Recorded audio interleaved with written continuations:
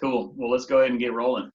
All right. Well, welcome back to Health Made Easy. I've got an exciting guest on today and also an exciting topic. I mean, something potentially that we have not talked about on the podcast before, but maybe some things that we have, but maybe we're going to look at them as a little bit of a different perspective. What I've got on here, I've got speaker and author TC Hale. TC, welcome to the podcast, man.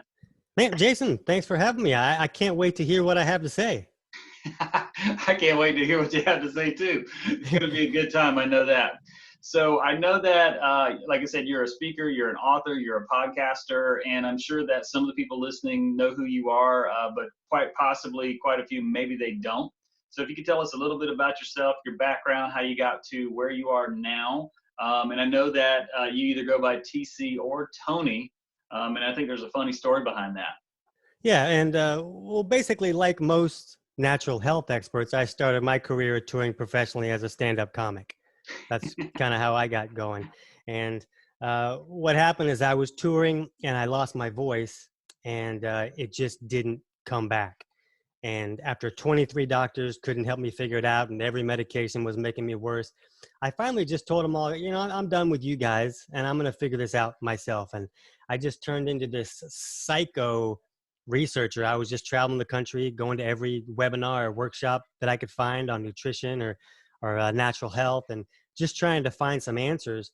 And I eventually figured out my voice stuff, but like along the way, I kept figuring out things for my friends. Like, oh, maybe this is why Jim sits on the toilet 12 times a day, or maybe why he's having this thing. So I'd say, run these tests. Let's look and see if your measurements show up the same as most people who deal with this.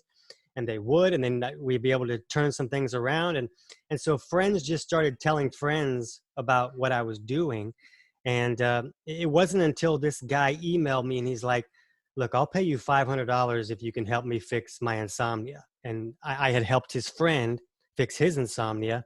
And then I was like, oh, this is a business. I didn't understand that that's what this was, but I see now.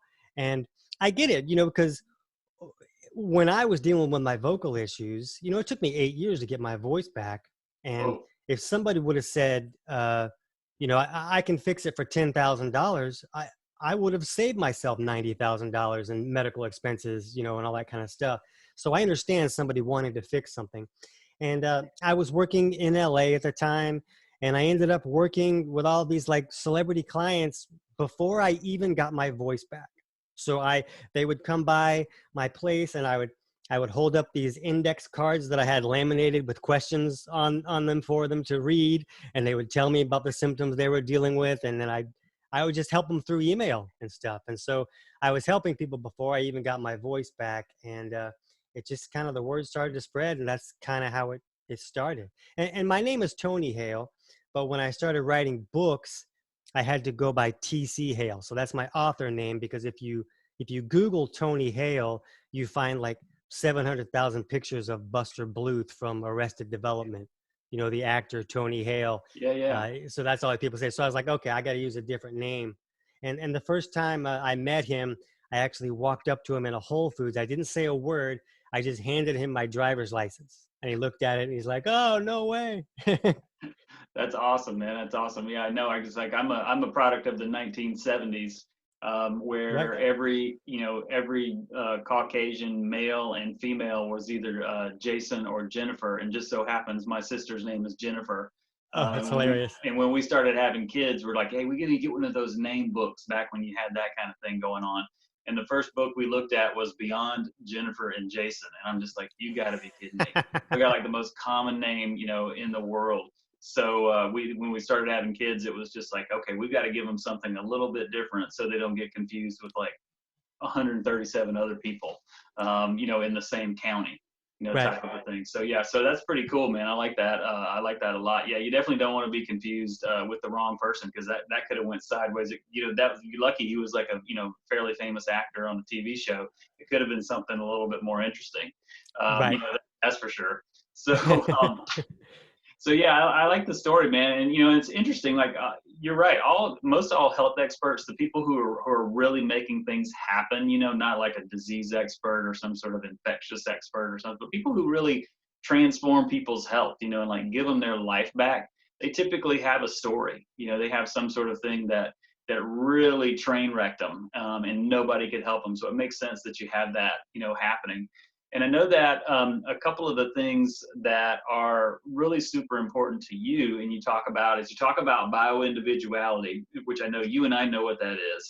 But I know for, you know, probably our listeners, that may be a new term. Can you talk a little bit about that and what that actually means? Yeah, and it really goes well with what you were just saying, Jason, in that, you know, some people, a lot of the experts now are people who had to find their own answers.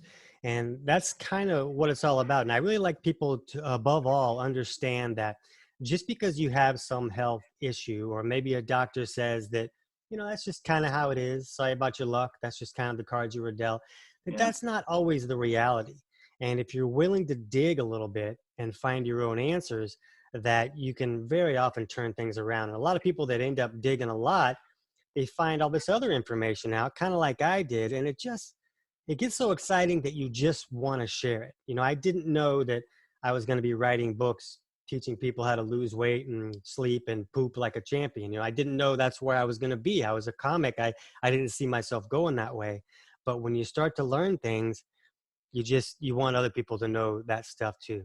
yeah, And what bio-individuality is all about is my whole viewpoint is that there really is no diet that is right for every person, mm, because we all process foods differently.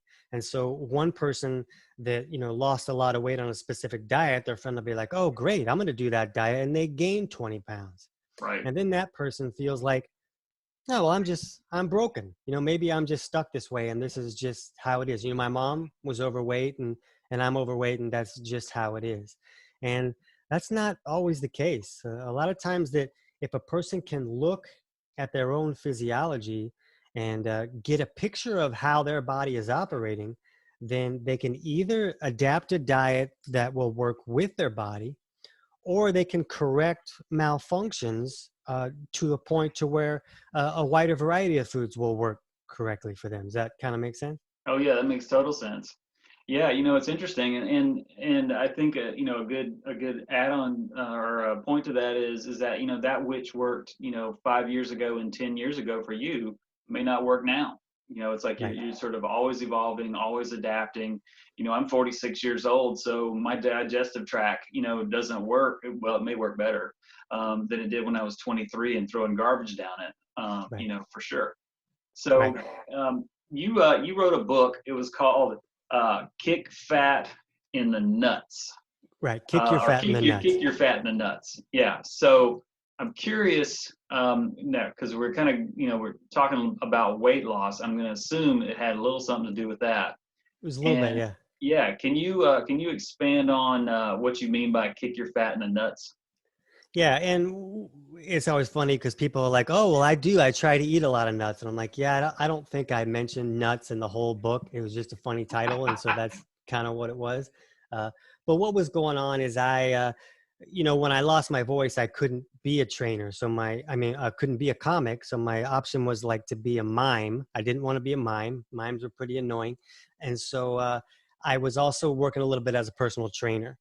And I had started learning all this stuff that I understood about bioindividuality, and instead of looking at the symptom that a person was dealing with, we really need to start looking at the person. Because, like, say somebody has insomnia, well, there's 4 or 5 different causes for insomnia that are very common and others that aren't. So Mhm. somebody takes this remedy that tries to correct this insomnia that's maybe it's popular for insomnia, and maybe it helps them. But if someone else has a different cause for insomnia, all of a sudden they're kind of making it to where they don't sleep until Thursday, you know? Yeah. So what we teach people how to do is to run simple tests that they can do at home with tools that they can pick up at, like, you know, a pharmacy or a health food store, and just start to look at their own physiology to get an idea of what's going on. So I was working as a trainer, and I started working with this kid that was 435 pounds. And he ended up losing 235 pounds in a 12-month period. And I was like, oh, we should probably tell people what we're doing here and how, because I was having a lot of other clients that were losing monster weight as well. And so that's why we put this book together.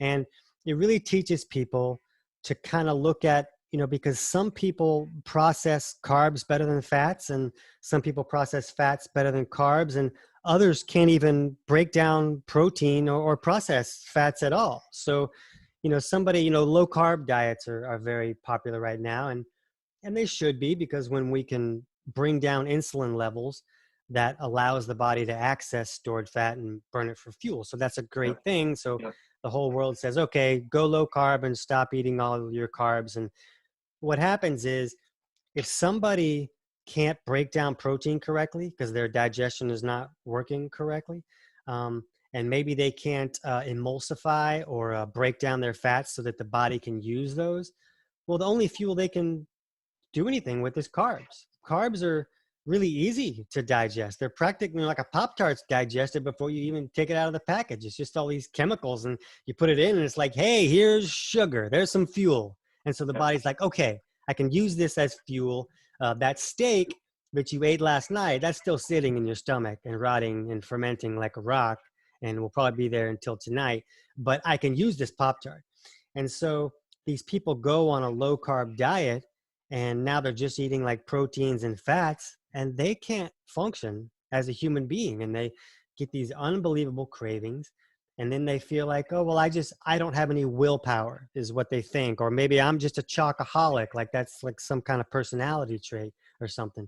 But the reality is, you put them on a low carb diet and you just took away their only fuel source. Well, that's not gonna go well. They're gonna be like yelling at the mailman because they don't like the shorts that they're wearing or something. Absolutely. You know what I'm saying? They can't function without fuel going to the brain. So that's when we really need to start looking at the person, and then we can figure out what's going to be right for them instead of what's just, popular. So what would be an example of how would you figure out what, at least at the point where you start with someone, what type of like fuel burner they are, or what actually is working, right now? Is there a test for that? Is it a little bit of like an elimination diet, trial and error, combination? Well, basically, we do palm readings. I'm just kidding. What we do is, yeah, high fives. This line indicates that you like cheeseburgers. What we do is we have people look at things like blood pressure. Mm-hmm. We have them look at their breath rate. We have them look at their fasting blood sugar. And we also look at the pH of urine and saliva for a variety of reasons that can give a lot of indication to what's going on with cellular permeability, which really can dictate how the circadian rhythm is working, and a lot of factors that have to do with what we're doing with the nutrients we're eating. So we look at these simple things that anybody can do at home, and it's really about looking at the whole picture. It's not, there's not always one thing that's so diagnostic, but if you look at fasting blood sugar, and it's like, 120 something, then that's a really strong indication that the person is likely leaning a little insulin resistant, and they're having a hard time processing carbs. They may be digesting carbs just fine, but maybe the cells aren't listening. So when that's the case and the person's still dumping carbs in, they're really giving their body a burden. The body is having a hard time processing that, but somebody told them to eat, whole grains. So they're doing what they think is healthy when it's really becoming a huge burden to their body. Yeah. So another thing that really helps when you're trying to figure out the types of foods that'll help is when we look at blood pressure, we can really learn a lot more than just, is it high? Should I be labeled with need blood pressure medication for the rest of my life? Is that kind of where I am? We can tell a lot more than that. And blood pressure being too low can cause just as much misery as blood pressure being too high.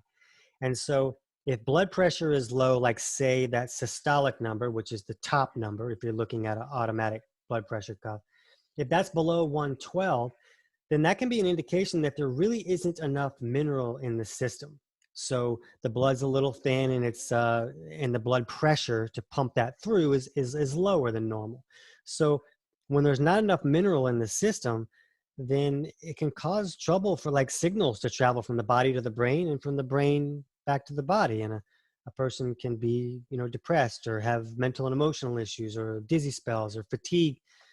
And when the mineral levels are already that low, well, the body can often buffer that problem with higher glucose levels.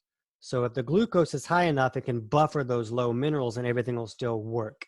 Yeah. But if that person wants to lose weight, already has low minerals, and they start to drop their carbs, they're going to be left with nothing and they're going to yell at the mailman. Yeah. So do you see any similarities across the board, whether a person is a little bit more of a carb, fat, or protein type person? Any similarities in mineral deficiencies? Is it more like a magnesium thing? Iodine? Is it trace minerals? What are you seeing? We do see a lot of deficiencies, and what we have to look at to understand how this happens is we have to kind of talk a little bit about digestion. And I kind of can't really say a word without talking about digestion. I'm kind of can't shut up about it, if that's okay Right. with you. But when we eat food, it goes in, and there's a lot of other things about digestion, but the two main things that I like to talk about is that our stomach is supposed to make hydrochloric acid. That's what helps us start to break down our food, especially protein. And then once that food is acidified, it leaves the stomach and goes into the duodenum, which is the first few inches of the small intestine. And once it gets there, then this stuff called bile squirts down from the gallbladder and hits this acid product that's leaving the stomach. And so you have an acid product meeting this bile that is very alkaline, which means they're very opposite. And when they hit together, it creates like this explosion. It's like, when you were in 6th grade and you made that volcano for your science fair project and you had the vinegar and the baking soda and it came up and everybody was like, ooh. So that's the type of reaction that you're seeing when you're digesting correctly. And when you get that explosion, it creates like this sizzle that explodes the food that we just ate. It allows all of those minerals and nutrients to be freed from the food so that we can actually utilize them. So the problem is a lot of people are not producing enough stomach acid for a wide variety of reasons. And a lot of people have their bile too thick and sticky to flow correctly. And it doesn't move like it should, and it doesn't come down and neutralize the acids leaving the stomach. So if you have either of those sides, you don't get that collision that allows us to really access all the nutrients in the food we're eating, and we start to see nutrient deficiencies. Yeah. And if you can magnify that by the fact that the food we're growing doesn't have the nutrients that it did 60 years ago. It's not in there. We farm incorrectly. We don't do it in a manner that allows the food to have nutrients in it. We do it in a manner to grow a prize pumpkin that looks pretty. That's kind of what we're doing. Yeah. And so you have this person who can't pull all the minerals out of their food, and then they're eating this food that doesn't have much in it, then the problems are going to come. Yeah, no doubt about it. Yeah, and I'm glad you brought that up because, I mean, it really is the synergy of chemical reactions that occur. And then you add on top of that the fact that, some of the top, probably one of the top 2 selling medications, at least in America, are like proton pump inhibitors, Right. that are, Nexium, and, then you can get them over the counter now. Right. And people are just popping these things like crazy to suppress their stomach acid because they have indigestion, and then that, affects their ability to break their proteins down, and it just starts the cascade at the top wrong, and then now everything can't communicate correctly, and we wonder why we have IBS and we have all these other kinds of problems, because more often than not those things start up high, Yeah. and it's just like it's incomplete digestion at the top, poor signaling, and then give it enough time, it's going to wreck everything for the next 33 feet. Yeah. So it's fascinating, that That's it's well like, put. yeah. Yeah, and I'm with you on that. It's just like, I think it was like 20 some odd years ago, Jordan Rubin said, the digestive tract was the second brain, and I was like, man, he's spot on, Mm-hmm. spot on with that for sure. So, And the tricky part about what you said, with the proton pump inhibitors is that Okay, so now the digestion isn't working. We can't pull minerals out of the food. Well, the body needs minerals to make hydrochloric acid. So a person can get stuck in this cycle of having an inability to get nutrients that they need for, decades. So Yeah. it becomes a kind of a chicken or egg, what broke what first kind of a problem. Yeah, and it's quite interesting, and we actually I have that conversation quite a bit with people, and I always ask them the same thing. I said, they go, I have heartburn. I was like, well, is it because you're producing too much or you're producing too little? Because the symptoms are going to be roughly the same. And I'm glad you mentioned the whole difference between symptom and cause, earlier. And I think most people just don't know that. They don't know Right. that, they're going to feel about the same. But if you don't know which one it is, you may already not be producing enough and you really need to jack it up. But then you're taking something to suppress it, which screws it up even more. Right. And then most people don't, they hear the commercial that, oh, I have acid reflux. I'm supposed to take this drug because I have too much acid. And the reality is that, the food goes through the esophagus into the stomach and it passes what's called a lower esophageal sphincter. Yeah. And this sphincter opens up to allow the food come in. And then the food goes in there and starts to acidify. Well, that sphincter is supposed to close so that the food doesn't come back up. The Mm-hmm. problem is that sphincter is triggered by stomach acid. So if someone isn't making enough stomach acid, it won't trigger that valve to close correctly. And then the small amount of acid they are making is going to come back up and burn them. And of course, the viewpoint is, oh, I have too much acid because I have so much that it's coming back up. Like my stomach doesn't even need it. So it's sending out the top. So I should shut this off. Yeah. But now you're going to turn off digestion. If a person just increases their stomach acid level, a lot of times it will just trigger that valve to close and then everything gets to actually work. They get to Absolutely. actually use the food that they eat. Think about that. Wouldn't that be weird? Yeah, yeah. I mean, that's a really interesting thing because one of the things that we suggest, because you were talking about using simple things at home to challenge that, is just the old apple cider vinegar and baking soda test. Mm-hmm. And just take one and see what happens, and just have the other one ready just in case it goes the direction you don't want it to go in. So and it's just a simple, and that's not a perfect test, but it's something everybody has at home that they can at least challenge it and see, are we over or under producing? So I just find it fascinating that it's just something that simple can at least give you some data Right. And a person can look at other things too, like whether they're bloating, whether they're burping, whether they're constipated, all of those things have other underlying causes, possible causes as well. But if a person's bloating and they're having acid reflux, it's a very great chance that the stomach is so alkaline that some type of bacterial overgrowth has come in and set up camp, and they're going to college and raising kids and having keg parties right there in your stomach. And the gases from that bacteria are very alkaline and create more pressure and turn off stomach acid even more. And then that pressure pushes everything back up. So when you have more than one thing going on like that, a person can start to see, okay, I probably need more stomach acid. And when they start to test that out, they often get to see improvements. Yeah, and I think that's where modern medicine fails dramatically, is they sort of have this very one cause one cure approach, and they do that in the scientific literature when they're trying to test something out. And I get that, but more often than not, I mean, there's so many different things going on at one time, that it's like you have to sort of line the dominoes up and just start knocking them over one at a time before you Right. can really start making a change for someone. So Right. Right. it's quite interesting.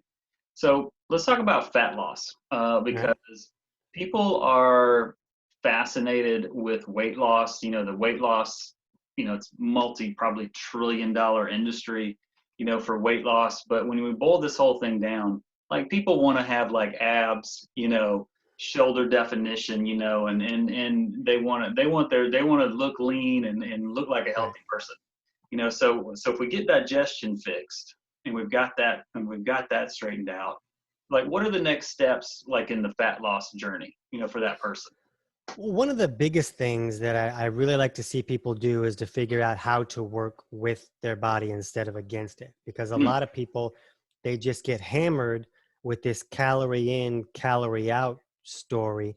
And it's a nice story, but like, Iron Man, that was a nice story. That doesn't mean that it was true. That I don't know if you saw that movie, but that Yeah. stuff didn't really happen. Yep. So the calorie in, calorie out is a similar situation, because it would be a beautiful formula if we were all like a petri dish in a laboratory, but we're not. So Hmm. broccoli is going to have a different calorie count in it and be processed differently from person to person. And it's really about not what goes in the body, but what the body can utilize or what becomes a burden to that body. So we have to get beyond trying to count our calories and restrict what we're eating, because when you restrict, then the body's like, hey, I'm kind of freaking out down here. I got nothing. And I need to make all this stuff happen. And it starts to stress out. It's kind of like you trying to pay $800 worth of bills with 12 bucks. You're going to be Yep. stressed. And that's what the body's doing when you're, oh, well, I'm going to fast for 17 days because somebody said it was a good idea, and I'm going to give my body nothing.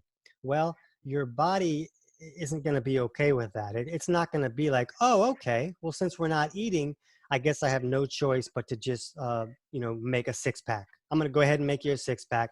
So that's not how it works, because the body says, well, I need all this stuff or you're going to be dead on Wednesday. That's just how it is. So Yeah. I'm going to get this stuff anyways. And the body raises stress hormones because there's an emergency going on. So why wouldn't it? Hmm. And these stress hormones tell the body to break down tissues. I'm going to go ahead and break down these organs and use some of this and turn that into fuel that I can use as well. And, here's a big hint. You need those organs. You want those to be there. You don't want them to be turned into lunch. So the body's going to get what it needs anyways. So you really don't want to starve it, because it's going to use one of these backup plans that it has Yep. so that you get to survive.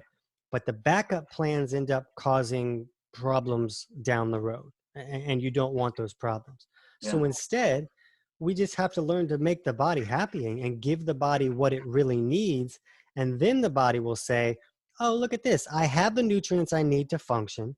I'm getting the dietary fats I need, because the body needs dietary fats or it can't do a lot of stuff.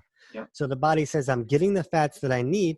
So I'm going to go ahead and let go of this stored fat. I'm going to burn this stored fat for fuel because I don't need it. And then the body's able to start losing weight. So there's a lot of things that can cause the body to store more fat than we really want it to. It's not just, one thing. There's a wide variety of things that can make it happen. But when it's happening, the first step is to make sure that you can break down the food that you're eating. So you need to make sure you have enough stomach acid and that your bile flow is actually flowing. And if it's not, you got to fix those things so that you can access the nutrients in the food that you're eating. And then you have to eat foods that allow your body to burn fat. And when you're eating too many carbs and insulin is high all the time, it makes it harder for the body to access stored fat. So the biggest thing I see is the cravings. Yeah. Because people get these cravings because they're taking away the fuel source that their body has the ability to access. So then we just help people correct things so that their body can access nutrients from proteins and from fats and from carbohydrates. And when it can do that, then it's really easy to lower the carbs, and you don't have to lower them all the time. But if you can lower them for part of the day, then you allow insulin to go low enough that it can get into that fat burning zone and you can burn fat. Like we have a lot of times we tell people, just cut your carbs after 3 p.m. And if you do that, then you have the rest of the day where insulin levels can come down, and in the whole night where insulin can be low and the body can access stored fat and burn it for fuel. And a person can start to drop weight just if they have the ability to do that. But Yeah. a lot of people don't have the ability to do that because the cravings are going to be too strong until they can digest their food, maybe lift their mineral levels a little bit and let the body get what it needs. Yeah. Yeah. Yeah. And I'm glad you brought that up. And I'm glad you brought up the 17-day fast because, I mean, that's just super popular right now, intermittent fasting, long Sure. fasting and all that sort of stuff, And I've done it all. I've tried it all. I've done juice fasting, water fasting, bone broth fasting, you name it. But what I've found, at least for me currently, is that if I do that, short eating window in the afternoon, I get the exact thing that you said, which is at nighttime, the cravings are so overwhelming. Like it's not like I could just go to bed, you know, and go to Right. sleep, and I wake up in the next day and I don't have cravings. The cravings are so intense, like I can't go to sleep. You know, my body's like, get up, you know, go have a bowl of cereal, go have, you know, just eat whatever you can find, and then we'll tell you when to quit. And that's typically when you feel terrible. You know, Right. Right. you're so full, like you just like, I'm so miserable, I'm going to go into a food coma, you know, type of a thing. Right. And Um, the thing that is important about things like that, that we're, you know, is I make fun of them all the time and stuff like that. But the reality is that those things work really well for some people. And we even have courses on fasting, and but people really get freaked out when they take this course on fasting that we made for them. And we tell them, you shouldn't be fasting unless you're using a ketogenic diet and your body is able to access stored fat, so that when you skip that meal, it's not going to freak out. So you kind of either need to be in a state of ketosis, or the body has the ability to move into it very easily, or a person's going to fast, and instead of getting all of those benefits that so many people talk about, then they get stress hormones going up, and then the body stores more fat instead of burning it. So with all this stuff that's so popular, it's really popular for a reason, because it's working for a lot of people. mhm. What they don't tell you is that it's going to make half of the population worse instead of better. So that's when we really have to look at our own physiology and get an idea of, you know, what do we qualify to do? If, you know, we talked about that bile flow earlier, and the things that can thicken it up are things like high estrogen level. Well, you know, I mean, that's half of the female population that's taking birth control and raising estrogen levels to unhealthy levels. That's Um, overweight males. I mean, sure, right. yeah. Right. And things like processed foods, a lot of the processed carbohydrates, all these things have the ability to thicken the bile so it doesn't flow correctly. So when that's not flowing correctly, that's the way that we digest fats. We have to emulsify those fats with the bile. It helps us do that. So a person doesn't have their bile flow working, and they hear all this unbelievable results from a ketogenic diet, from everybody talking about it. So they go on a high fat diet when they can't digest fat, and they're nauseous, they're throwing up, they got this acne, they're sitting on the toilet like it's lifting them off the toilet like a rocket, you know, because they have such horrible diarrhea. And it's because they tried to implement something that was not right for their body. So Yeah. we really got to fix that stuff. And that bile not flowing is a big part of weight loss too, because the liver filters out junk for us. It's like Mhm. filters out all this toxic stuff, and we're getting toxins in the body. Oh, There's no way to avoid it today. tons. It's like, just right. You just said a ton more stuff went in you when you said that. Keep your mouth shut, Jason. Don't let it open. Yeah. But you know, there's no way to avoid it. Right. We can't do it. But the liver is made to handle that. It filters out all these toxins, and then it puts that filth into the bile. So then the bile goes down to the gallbladder, it stores there until it's ready, and then it drops down in the intestinal tract, and it moves through and it goes out the back door. So Yeah. that bile flow is a major exit strategy for the trash in the body. So when that bile stops flowing because it's too thick to move correctly, you can't take out the trash. And the trash gets reabsorbed into the system, and the liver's like, hey, I did this. I filtered this already. Why are you giving me this again? And it's because it didn't have a way to get out. So as the liver gets more and more overwhelmed, the body was like, oh, I can take some of these things. I can't take all of them, but I can take some of them, and I can shove them in these fat cells, and that will make them inert, where they Yeah. won't cause a problem. And Yeah. I'll take them out later when the coast is clear, and then we'll move them out of the body. But you know, the way that we eat things and do things, the coast is never clear, and then we start to expand like the Stay Puft Marshmallow Man. And you can see that that's another way that we could gain weight, even if we were eating perfectly. I could be eating organic, gluten-free, you know, bathed by a prince in a Happy Valley, you know, food. But if I can't process it correctly, it's just going to become a burden to the body, and then a problem that it has to deal Gotcha. So now that you gave the Ghostbusters reference, with. so I just got to ask, if we want to 1,000 get, points for that. absolutely, definitely, So if we want to get the, I don't know what the machine was they shot him with. It was like a proton thing or something. But anyway, so imagine that's the gallbladder, and we want to shoot the bile out of the gallbladder, and we really want to get that thinned out. We want to get it Hmm. flowing. What's like one or two like strategies that you would use to kind of get that ball rolling for someone? Yeah, that's good. And sometimes a big one is you might have to stop what's causing the problem, which Yeah, might be, a lot of processed foods.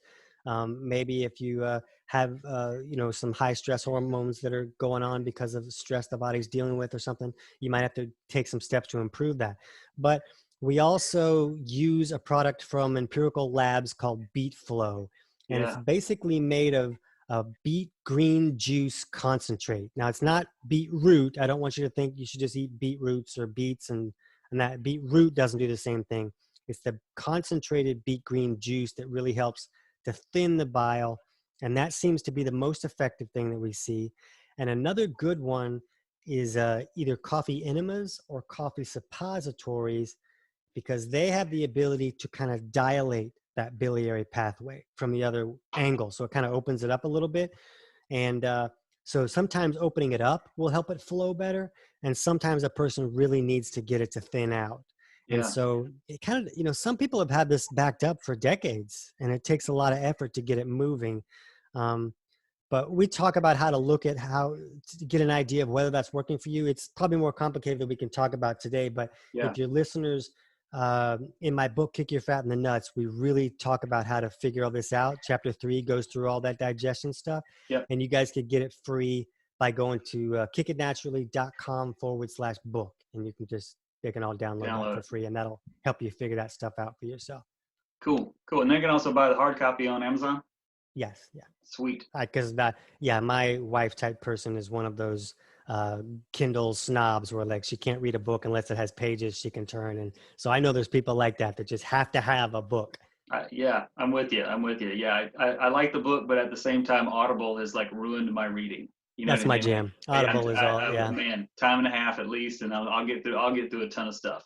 Yep. So as we kind of come into the home stretch here, so we talked a lot about digestion. We talked a lot about sort of how that is really the player in getting fat loss going, and really just basically getting the person healthier so that they actually can do it. And we maybe bring our mineral stores up from there. Is there like maybe one more step or strategy once a person kind of gets to that level that person needs to do or be cognizant of so that they don't fall back into sort of where they were before? Is You know, there? there's a couple things that can really be important. And, there's also imbalances that can be going on with the body that can make it very difficult for the body to let go of garbage Mhm. or to allow the body to process carbs correctly. And so, a person could really reduce their carbs, hoping that they're going to get on board with the low carb craze. But if the body can't process them correctly, then the insulin is still going to be high just to process that small amount of carbs. Yeah, So we like to look at something called an anabolic and catabolic imbalance that can go on at the cellular level. And what this is every human, they move into a catabolic state during the day. And this is where the body is very good at breaking down tissues so that it can be rebuilt and renewed. The body is very good at creating energy so we can go, go, go all day. And everything works great. And then at night, we move into what's called an anabolic state, where at the cellular level, the cells are kind of more closed off, and the body is rebuilding, it's rejuvenating, and it's doing all the things that make the body new again. So yeah, both of these states are great. We want both of those things happening. But the problem is that for a lot of different reasons, a person can get stuck in one of these states more often than the other, and they have a hard time switching back and forth. And when you're stuck in one state most of the time, it can create a lot of problems. Like if someone's stuck in that anabolic state most of the time, it kind of changes the way their body makes energy. Their body makes energy through fermentation more. which can create a lot of excess lactic acid and can create anxiety issues and stuff like that. But it also changes where the body sends most of its water. So while we're in an anabolic state, the body sends more water to the kidneys and less to the bowels. So if somebody's stuck like that most of the time, they'll be like, hey, I pooped last month, and that was okay. And they'll be really plugged up. And that's, we're supposed to poop. That's kind of what we're supposed to do. That's how we get rid of waste. And if we're not doing that, we're also not taking out the trash. And so this is one possible cause of constipation, but things like that can be very problematic for weight loss. And on the other side, if the body's sending all of the water to the bowels and not much through the kidneys, then it can create a chronic diarrhea issue. And this is just one cause of diarrhea. It's not the only one. But if the person's dealing with a diarrhea issue, all the food's screaming through the system. It doesn't have time to get assimilated. It's like, hey, I want that. Hey, I want that. I want that. But it's just screaming through and running out the back door. And so the body's always going to be screaming for give me more. It's going to be very hard for them to stop eating because the body's not getting anything. So just little things like that, where when we look at our physiology and we see things that may be going the wrong way, then we start to understand why we might be dealing with some of the symptoms that we're dealing with. And we also start to understand that those symptoms were telling us what's wrong. And if we can fix that, everything becomes a lot easier. People come to me a lot for weight loss. And when I'm working with them and I'm helping them through stuff, I'm not really focusing on helping them lose weight. I'm helping them get their body to where it's functioning correctly. Because if it's functioning, most of the time the weight is just going to come off. Yeah. Yeah. And it's interesting that you bring that up because, for me, my traditional training, well, when undergrad, I was a certified athletic trainer, but then I went on to become a chiropractor, and like, that's our message, it's just like, symptoms are important. But if you handle the root cause and you get the body functioning the way that it was designed to do, symptoms will handle themselves, Right. and they're not inherently bad, Right. all the time. It's just like you wouldn't, if your fire alarm or your smoke alarm went off in your house, you wouldn't snatch the thing off the wall and do a dance on it and just go back to bed. It's Right. just like it tells you there's like a fire happening. You know what I mean? Right. It's telling you stuff. Yeah, but just like when the batteries are bad, it just goes beep, beep, beep, beep, beep. It's like, hey, change the batteries, Yeah, problem solved. But if there's a short, then that won't fix it, and it's got to be something else. So you just kind of like, you just be very curious, and you just kind of keep going until you solve, what the underlying, root is. And I'm so glad that you brought that up, and that is how you go about, serving and helping your people, which makes sense that you're successful as you are in dealing with those kinds of problems. Because if you were just like the majority of healthcare providers just treating symptoms, people don't stick around for that. Right. And I don't want people to miss a point you just made, because it was really brilliant. And like we have a training program for health professionals, and we get a lot of chiropractors going through there, because chiropractors understand that the job to helping a patient is not to take the symptom and shut it up. Like, the medical world, a lot of times they just want to shut the symptom up and then the person will be happy. It's more about listening to what the body is telling you to try to understand what's really going on and what can really be helped. And that's when you really start helping people. Yeah. And you made a brilliant point earlier, which is, when there is a symptom happening, there could be 100 things that could manifest that symptom. Every person that has migraine headaches, it's not just because, this, that, or the other, or they're not getting enough protein or something. It's any number of things. And it's the practitioner's job to discern through proper evaluation, everything you've been talking about, to come up with a game plan that's, actionable, that is going to raise that person's function level to where their body will just handle it. Because our bodies know how to heal. They don't need any help. They just need to not be messed with. We don't get how the body works. Nobody really understands what's happening in there. But if we can nudge things in the right direction, some really good stuff can happen. Absolutely, man. I love it. I totally love it. And I love this conversation that we had today, for sure. So you gave us an awesome resource earlier, and I never like to leave a podcast without two things. One is what's one or how can people connect with you, like Instagram, Facebook, your website? Facebook is pretty great. Our page is Facebook, Kick It in the Nuts on Okay. Facebook. And my website, kickitnaturally.com, is where you find my podcast, and you can contact me through that way too. That's a great place to really connect with me. That's awesome. Yeah, Tony. So I'm so glad you came on today. I'm so glad we connected, and I'm just appreciate guys like you and who are out there and that are serving at a high level, and they're doing it ethically. They're coming from a place of, man, I've been there before. You know, I've done my due diligence. You know, I know what to look at and how to serve and help people. And it just makes sense that, you know, you're the success that you are. So I really appreciate you coming on today. Yeah, and make sure that your listeners check out my Kick It Naturally podcast, because I'm going to have this brilliant guy on there in the next few weeks. You're really going to want to hear him. Jason something or other. I can't remember, something like that. But you'll want to hear what this guy has to say. I can't wait to hear about it.